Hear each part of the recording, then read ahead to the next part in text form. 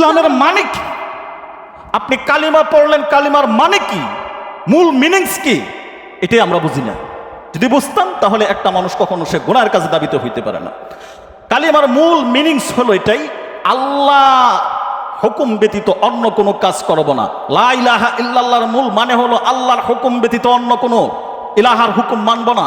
দ্বিতীয় কথা হলো মুহাম্মাদুর রাসূলুল্লাহ এবং নবীজি মুহাম্মদ সাল্লাল্লাহু আলাইহি সাল্লামকে পয়গম্বর হিসেবে, নবী হিসেবে মেনে নিলাম।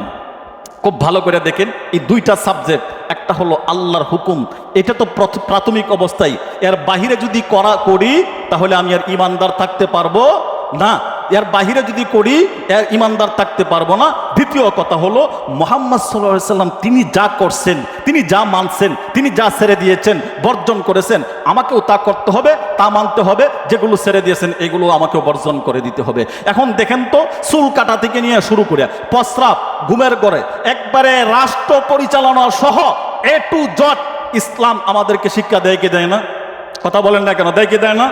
একবারে আপনার বেডরুম থেকে নিয়ে শুরু করে একবারে সংসদ ভবন পর্যন্ত এমন কোনো সেক্টর নাই, এমন কোনো জায়গা নাই যেই জায়গার মধ্যে ইসলাম আমাদেরকে কোনো শিক্ষা দেন নাই। ইসলামের কোনো কারিকুলাম নাই, এমন কোনো একটা সেক্টর আপনি পাইবেন না। হ্যাঁ, আমি মানতে পারতেছি না, সেটা আমার ব্যর্থতা। আমি বুঝতেছি না, সেটা আমার ব্যর্থতা। আমি জানি না, বুঝি না, বুঝলেও গাদ্দারি করে আমি মানি না, এটা আমার ব্যর্থতা। কিন্তু ইসলাম প্রত্যেকটা জায়গাতে, আল্লাহর কোরআনের বাণী প্রত্যেকটা জায়গাতেই ব্যবহারের জন্য আল্লাহ তাআলা হুকুম দিয়া দিচ্ছেন, আল্লাহ তাআলা সেটিং করে রাইখা দিচ্ছেন আপনি কোন জায়গায় কিভাবে চলবেন। দেখেন, আপনার বেডরুমের মধ্যে আপনার স্ত্রীর সঙ্গে কিভাবে আপনি থাকবেন, এটাও কোরআনের আয়াতের মধ্যে আল্লাহ তাআলা অবতীর্ণ করে দিচ্ছেন।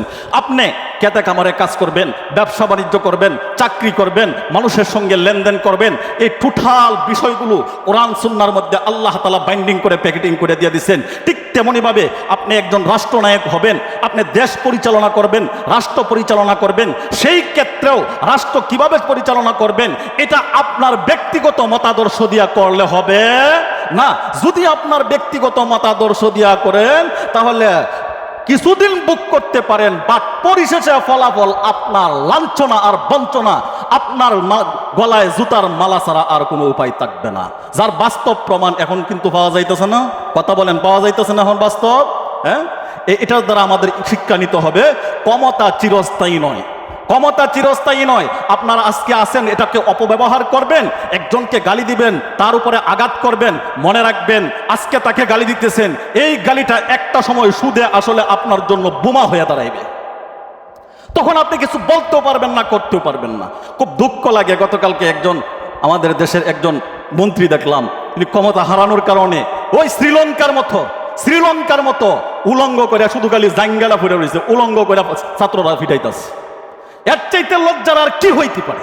এজন্য আপনাদেরকে কেউ এটা রাজনৈতিক আলোচনা হিসেবে নেবেন না। আমি আপনার এটা রাজনৈতিক আলোচনা হিসেবে বলতেছি না।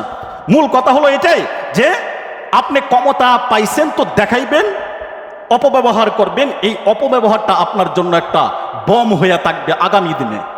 সেটা আপনার জন্য লাঞ্ছনা আর বঞ্চনা ছাড়া আর কোনো কিছুই হবে না।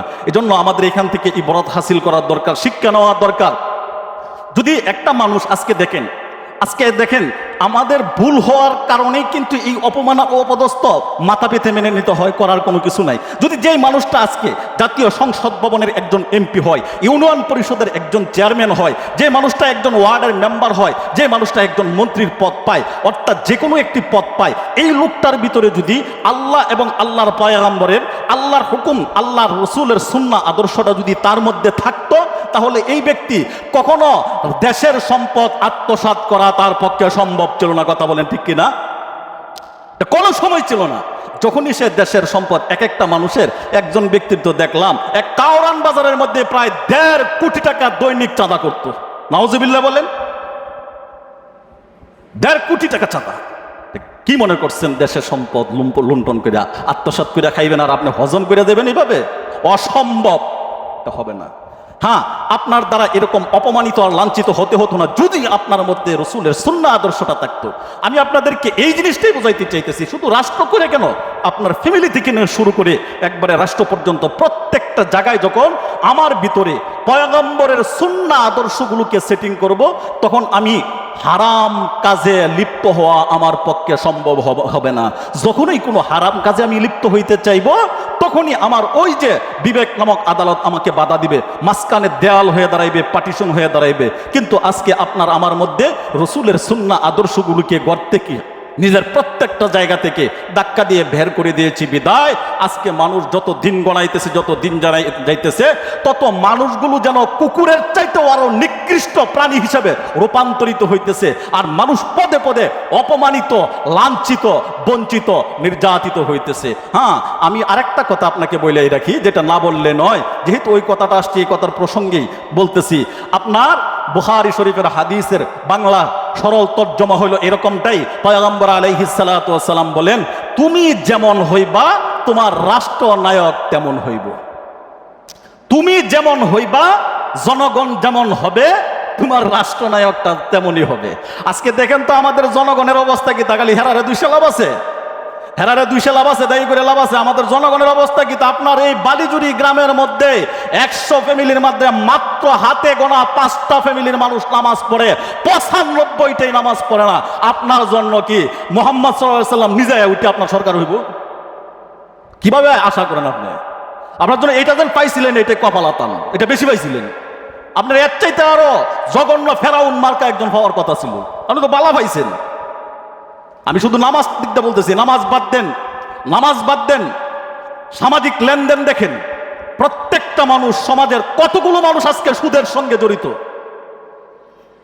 কোথায় গেল? আপনি কালিমা পড়লেন, কালিমা পড়লেন লা ইলাহা ইল্লাল্লাহ, আল্লাহ ব্যতীত কোনো মাবুদ নাই, মুহাম্মাদুর রাসূলুল্লাহ, যা বলেন তিনি তাই মেনে নিব। মুহাম্মদ তো মিয়া কোনোদিন একদিনও সুদ কান নাই। তাহলে আপনার কালিমা কোনটা আর মুহাম্মাদের কালিমা কোনটা?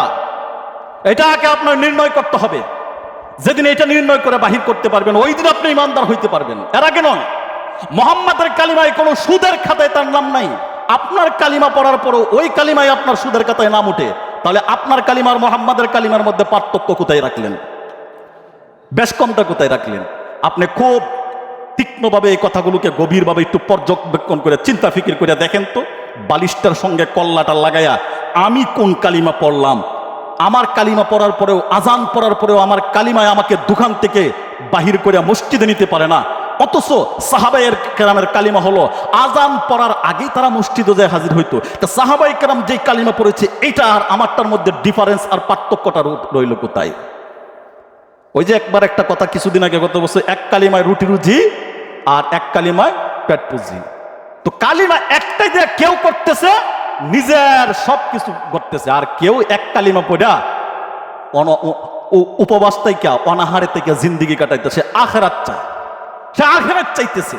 এই জন্য দোস্ত পায়ে হাতকে অনুরোধ করে বলবো, আপনি আমি যেহেতু কালিমা পড়ছি, আল্লাহকে বিশ্বাস করি, মৃত্যুর পরজগৎকে বিশ্বাস করি, জান্নাত জাহান্নাম বিশ্বাস করি, আমি জান্নাতে যেতে চাই। আমি এখানে যদি আপনাকে বলি হাত তোলাই, এমন কোনো মানুষ বাহির হবে না যারা জান্নাতে যাইতেছে না। প্রত্যেকটা মানুষই তো আমরা জান্নাত কামনা করি, তাই না?